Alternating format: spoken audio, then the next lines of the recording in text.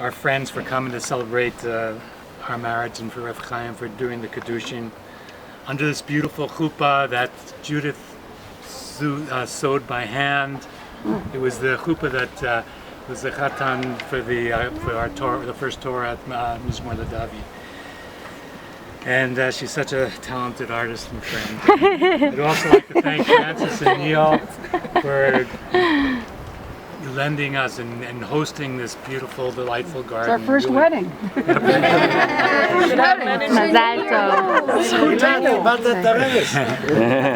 Everyone who knows Sarah, everyone knows that she's such a very special and wonderful woman. Sorry. She's kind and generous, opinionated, caring, and always looking to see where she can help others.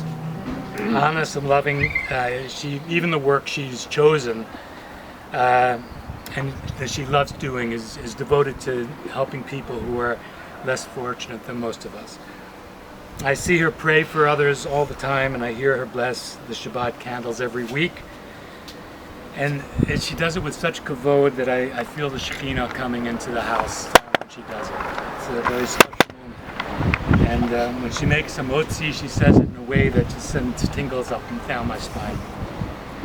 And at Abdallah, when we end Shabbat, and we do sing Eliyahu Hanavi, we embrace and we sway together, and it's a really loving, beautiful way to start the week.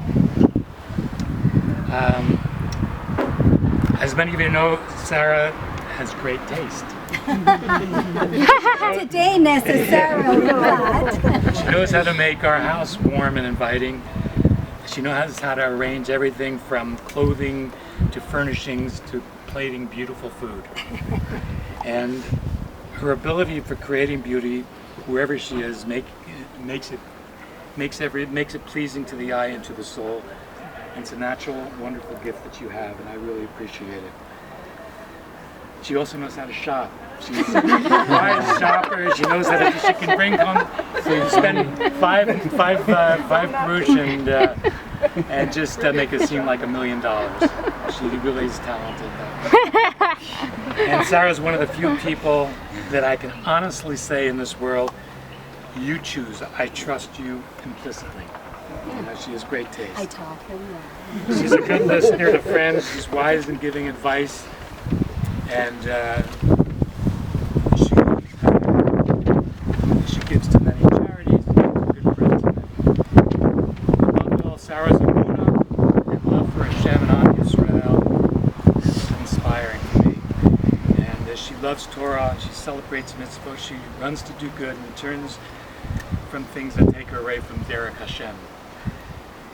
Each night before going to sleep, something that nobody knows, she listens to the computer, she listens to Putan Chabad, and she listens to a Torah lecture.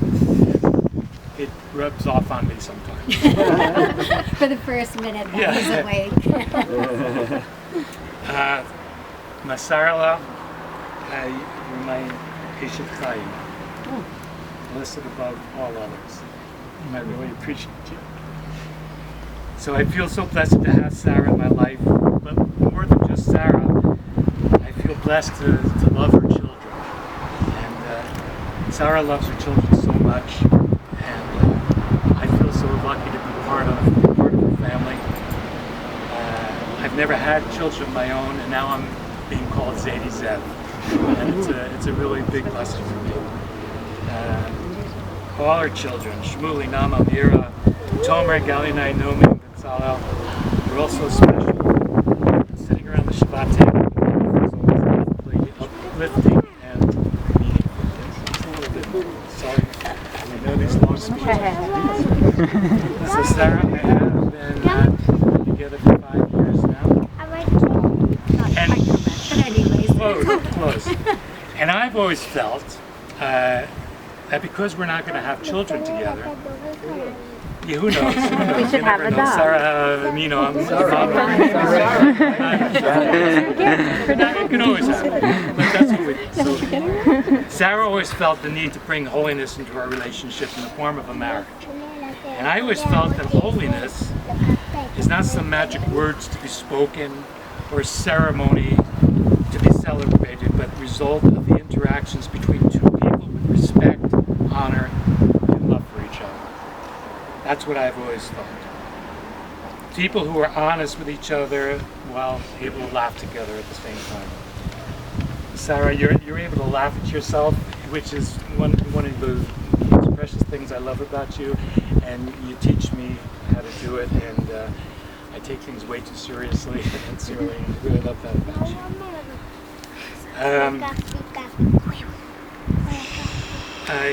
During Rosh Hashanah, both Sarah and I had good davening, and we both came to an understanding, and I finally realized that making a decision to stand here before all of you under the chuppah, before all our friends and Hashem, our family,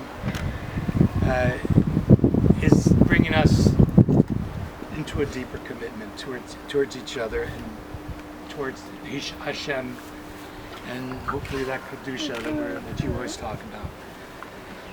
And men and women are mirrors to each other, reflecting each other's characteristics. We don't always like it, what we see. We're not always comfortable with what we hear. But that's part of the challenge, and is to look and to listen, to be rigorously honest, and that's the beginning of tikkun, I think, of change, growth, of growing up, maturing, and getting closer to Hashem. Tomorrow we read Hazinu, and it's the last portion of the year, like everybody knows. It's the final song Moshe sings and teaches before looking over our beloved land in which he was never allowed to enter. Moshe passes the leadership to Yeshua and once again implores Am Yisrael to guard the mitzvot and Hashem's ways. Hazinu is written in 2 columns with larger spacing between the sentences, and if it's not written that way, the whole Torah is puzzled.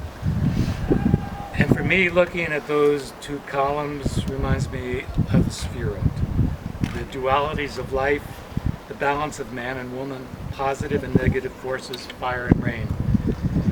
It speaks to me of eternity, entirety, and fullness. What I see between the columns and in the larger spaces is Hashem, synergizing and tying together all the opposing forces. The last words my mother said to the family before she died was that love is all that matters.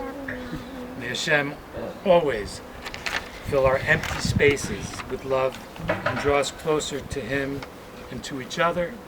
And may we all grow in respect and love for each other and be one Am Yisrael. Amen.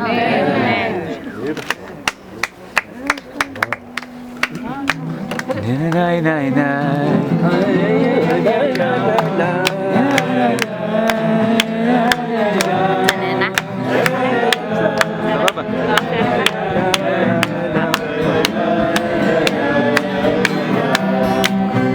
Okay, so I will say a few words, and I'm sure I'm going to forget a lot because I never wanted to write anything down, and my mother still harps on that.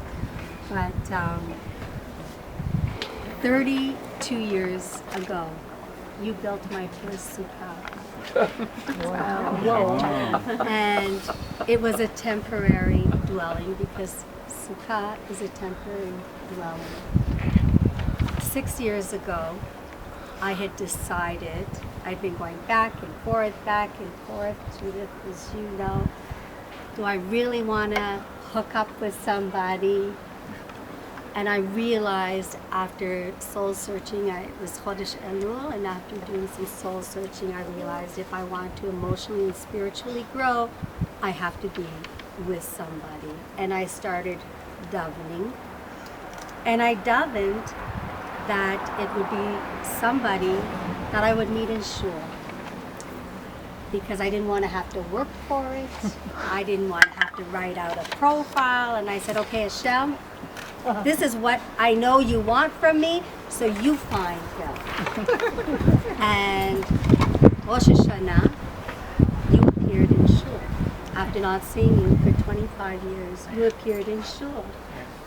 and you said, and I smiled at you because I was attracted to you. And you said, Sarah! And I didn't recognize you. And then you said, it's Zev. Yeah. Then you said, it's Zev Beck. I didn't know your name, even though we were friends. I didn't know your name. And today, I am becoming Mrs. Beck. But Hazinu is a song showing the harmony of creation, past, present, and future. And we started our story 32 years ago. And there, as much as you didn't want to get married, I always said, at a certain point, I want to be the Kiddusha, but things were holding me back. And one of the things that was holding me back, and it's no secret to you, was I wanted somebody to teach me Torah. And we had decided just before Rosh Hashanah we might get married, and we would decide after davening Rosh Hashanah.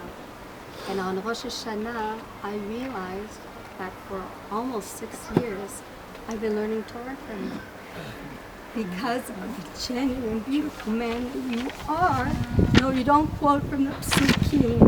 And you know, your accent and your Hebrew is much to be desired. But you have been, because of who you are, you have been teaching me Torah.